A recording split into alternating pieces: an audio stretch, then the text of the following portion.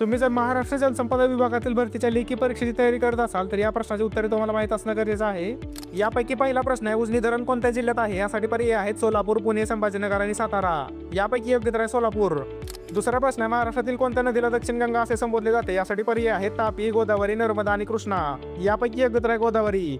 तिसरा प्रश्न आहे, महाराष्ट्रातील पहिले मातीचे धरण कोणते आहे? यासाठी पर्याय आहेत गंगापूर, खडकवासला, पानशेत आणि राधानगरी. यापैकी योग्य उत्तर आहे गंगापूर.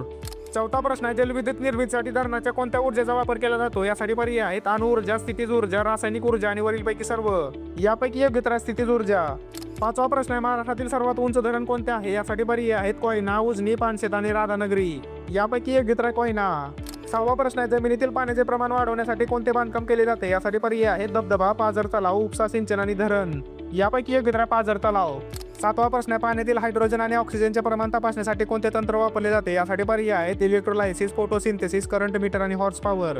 यापैकी योग्य उत्तर आहे इलेक्ट्रोलायसिस. आठवा प्रश्न आहे, पेंच हा जलविद्युत प्रकल्प कोणत्या जिल्ह्यात आहे? यासाठी पर्याय आहेत सोलापूर, नागपूर, पुणे आणि सांगली. यापैकी योग्य उत्तर आहे नागपूर.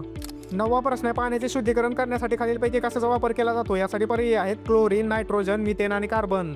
यापैकी योग्य उत्तर आहे क्लोरीन. दहावा प्रश्न आहे, पाटघर धरण कोणत्या नदीवर बांधलेले आहे? यासाठी पर्याय आहेत भीमा, कृष्णा, नीरा आणि गोदावरी. यापैकी योग्य उत्तर आहे नीरा. शेवटचा प्रश्न आहे, जगातील सर्वात उंच धरण कोणत्या देशात आहे? यासाठी पर्याय आहेत चीन, भारत, अमेरिका आणि जपान. या प्रश्नाचे उत्तर काय असेल कमेंट करून नक्की सांगा. त्याचबरोबर व्हिडिओला लाईक करा आणि अशाच महत्त्वपूर्ण प्रश्नांचा अभ्यास करण्यासाठी चॅनलला सबस्क्राईब करायला मात्र विसरू नका.